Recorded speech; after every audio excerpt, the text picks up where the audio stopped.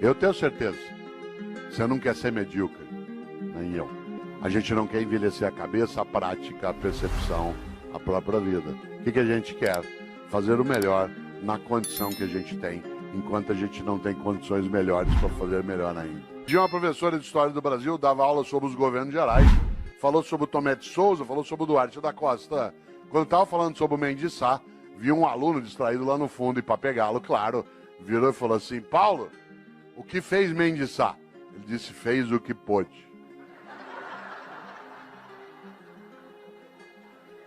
Cuidado com o Mendes Sá. Gente, nós temos que ter mais relevância naquilo que a gente faz aqui na nossa gestão. Eu faço o que eu posso. Gente, nós temos que ter um nível maior de eficácia na atividade pública. Eu faço o que eu posso. Gente, nós temos que dar uma destinação mais sólida para o recurso originário do povo. Eu faço o que eu posso. Cuidado. Essa é a falência da ação. É a admissão da síndrome do possível. No Brasil tem uma coisa chamada síndrome do possível, que é um perigo. Quer ver um exemplo? Você leva teu carro no mecânico hoje à noite aqui em Campinas, diz: olha, meu carro está com um barulho estranho. Ele diz: vou fazer o possível. Você vai ao médico e diz assim: doutor, eu estou com uma dor no pâncreas. Vou fazer o possível. Você chega para um funcionário: olha, eu precisava disso. Vou fazer o possível. Você desanima. Imagine que você está aqui agora, você sabe que ainda faltam 21 minutos para você se libertar de mim. Você começa a se irritar, você tem coisa séria para fazer. De repente você começa com uma dor, uma cólica no baixo ventre, que vai para lá e para cá. Tua perna direita começa a tremer, você começa com um pouco de sudorese, ânsia de vômito, calafrio. Isso é sinal de apendicite. A gente pega você, leva para um hospital aqui perto, afere tua temperatura, vê que você está com indício, te pré-anestesia. Vai levando para o centro cirúrgico, você vai deitado no corredor, vendo passar aquele teto branco na maca. Aí você gruda na mão do médico e diz assim: doutor, vai dar certo a operação? Ele diz: vou fazer o possível.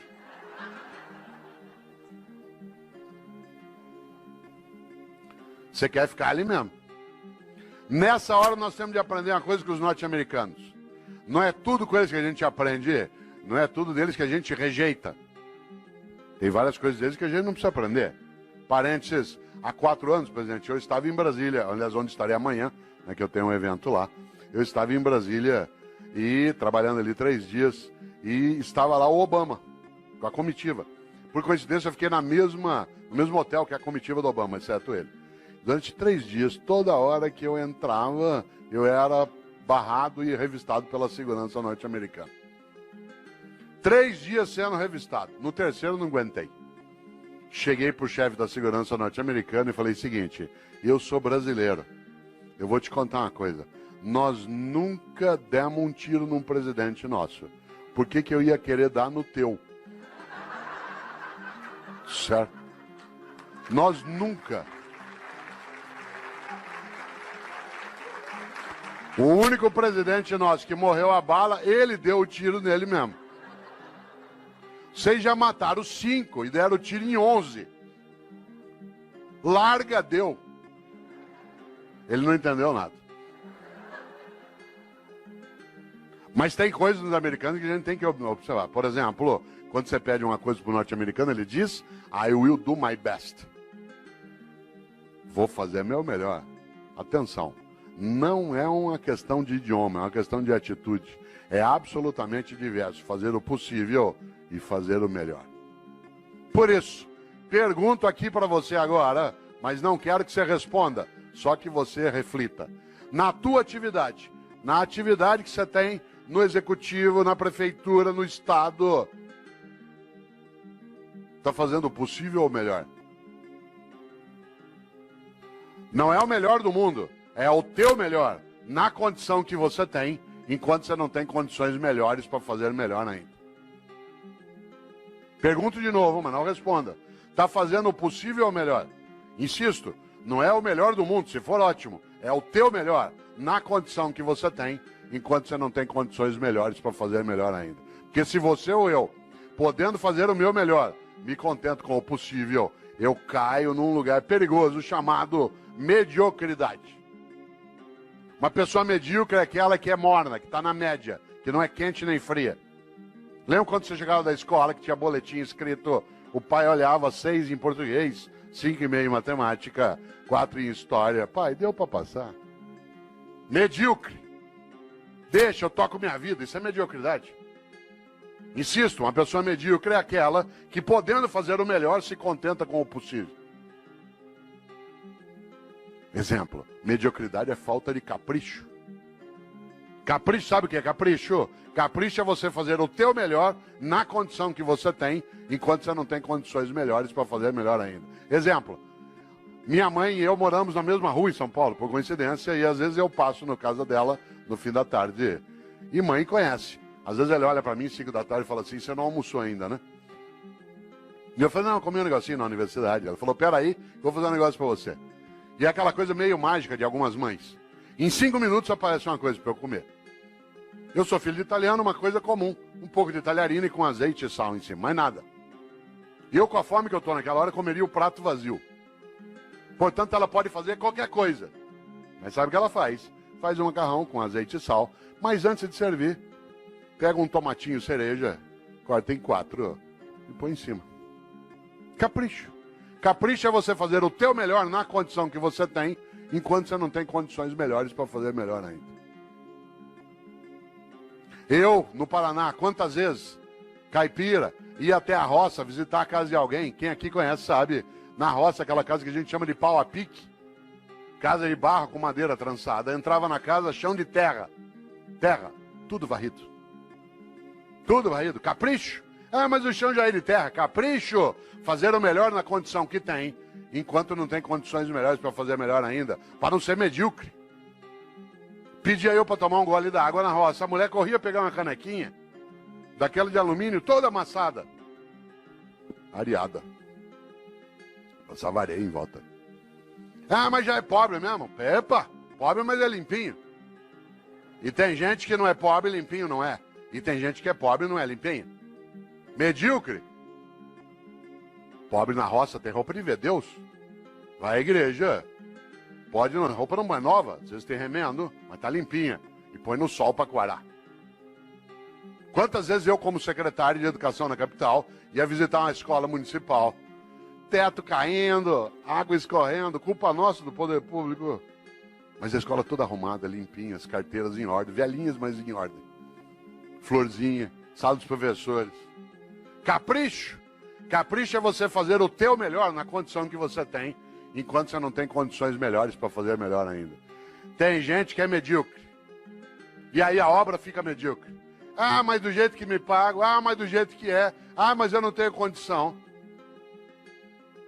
Todos os dias nesta cidade, às 3:30 da manhã, algumas pessoas acordam, pegam 2, 3 ônibus ou a moto e vão trabalhar no resgate do Corpo de Bombeiro ou do SAMU. Passa o dia tirando gente do meio de ferragem. Para ganhar no fim do mês 3.200, 3.400. Já imaginou? O que ele faz ali? O melhor. Se você perguntar para ele por que ele faz, falou, porque é importante fazer. Fazer o melhor naquela condição. Ah, mas eu não tenho desfibrilador na viatura, ou eu não tenho material de sutura. Fazer o melhor na condição que tem, enquanto não tem condições melhores para fazer melhor ainda. Eu conheço professor e professora, que é a minha área de rede pública do estado da prefeitura, que tem uma carência imensa de material e faz um trabalho magnífico, porque faz o melhor naquela condição, enquanto não tem condições melhores para fazer melhor ainda. Há pessoas que, em nome da condição, degradam a ação, em vez de ter um trabalho que é concomitante. Luta para melhorar as condições e vai fazendo melhor com aquelas que tem. Ah, mas aqui é assim, eu faço o que eu posso. Por isso, cautela. Quero aproveitar agora esses teus 13 minutos de desespero para pensar um pouco uma ideia dentro disso. Para a vida ter propósito, para você e eu não termos uma vida banal, fútil, inútil, superficial. É preciso, acima de tudo, que nós sejamos capazes de fazer o nosso melhor. Para isso é necessário pensar na obra. Para isso é preciso, acima de tudo, não ser morno ou morna. Afinal, como eu disse várias vezes e repito, a vida é muito curta para ser pequena. E a gente é pequena quando tem uma vida banal, fútil, inútil, medíocre. Nesta hora, você conhece gente que é mãe medíocre, pai medíocre. O medíocre não é o que é pobre, não é o que não tem recurso, é aquele que com o recurso que tem não cuida do melhor modo que consegue com aquele mesmo recurso. Você tem cidade em que o executivo quase não tem condição e ele cuida do melhor modo, naquela condição.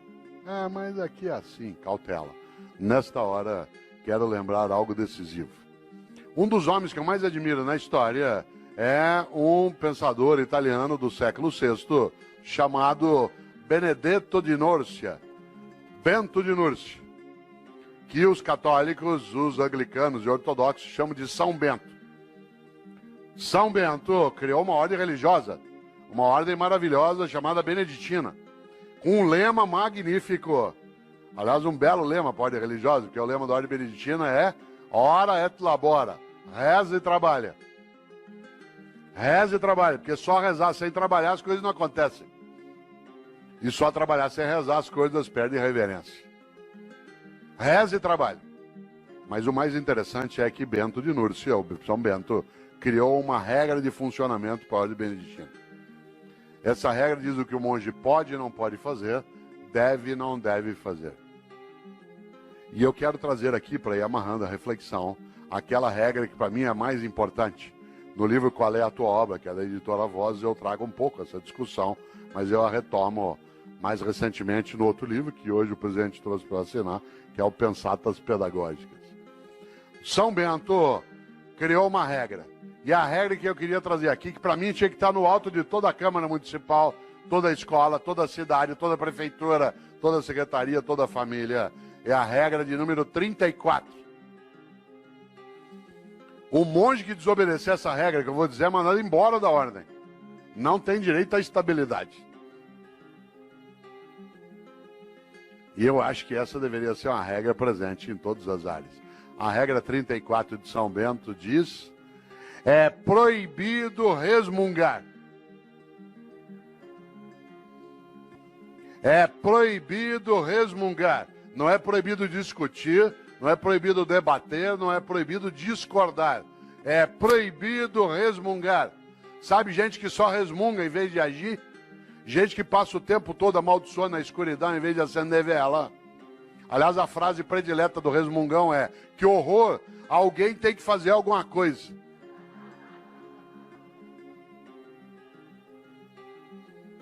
É proibido resmungar. Não é proibido discutir, debater e discordar. Mas o resmungão é medíocre. Aliás, todo resmungão é vagabundo. Toda resmungona é vagabunda. E a melhor maneira de não precisar fazer nada é acreditar que nada pode ser feito. Por isso, todo vagabundo e toda vagabunda tem uma característica: é pessimista. Aliás, é tão vagabundo que nem chama a si mesmo de pessimista, chama de realista. Porque a melhor maneira de não precisar se mexer é achar que não há nada que vale mexer. Por isso, todo vagabundo ou vagabunda é pessimista e prefere acreditar que nada pode ser feito. Tudo que você propõe, ele diz, não vai dar certo. Vamos fazer uma escola legislativa e não funciona. Vamos fazer uma escola de governo, para quê? Vamos mexer na organização da Câmara, vamos estruturar um tribunal de contas no Estado que cada vez mais possa dar decência ao recurso coletivo. Isso aqui no Brasil... Opa! O pessimista é, acima de tudo, alguém que se aproxima do bandido. Não por escolha, mas por omissão. Como diz uma antiga frase, os ausentes nunca têm razão. Vamos fazer uma palestra para discutir qual é a tua obra e isso não funciona, não vem ninguém. Ó. O que faz o otimista? Tem uma encrenca. O otimista tem que ir atrás, juntar, procurar, chorar, se arrepender, querer largar. Falou, vou largar isso, eu vou sair disso aqui. Para quê? Não funciona. Mas o pessimista, ele tem uma coisa. Ele não tem esforço nenhum a fazer. Aliás, o pessimista, você já notou, a única coisa que ele faz é sentar e esperar dar errado. Aí você fala assim, mas não está dando errado. Ele fala, espera que você vai ver. O otimista tem que estudar, fazer curso, ir atrás, se arrepender, querer largar, juntar com o outro, voltar e repensar, chorar de vez em quando. Mas o otimista tem uma grande vantagem. A vida dele não é pequena. Pode até ser curta. Ah, mas olha só, pra quê? Não vai funcionar. Pra quê? Ó, por isso, atenção, agora que você ainda tem 7 minutos. É proibido resmungar. Não é, repito, proibido discordar, debater. Resmungar, sim.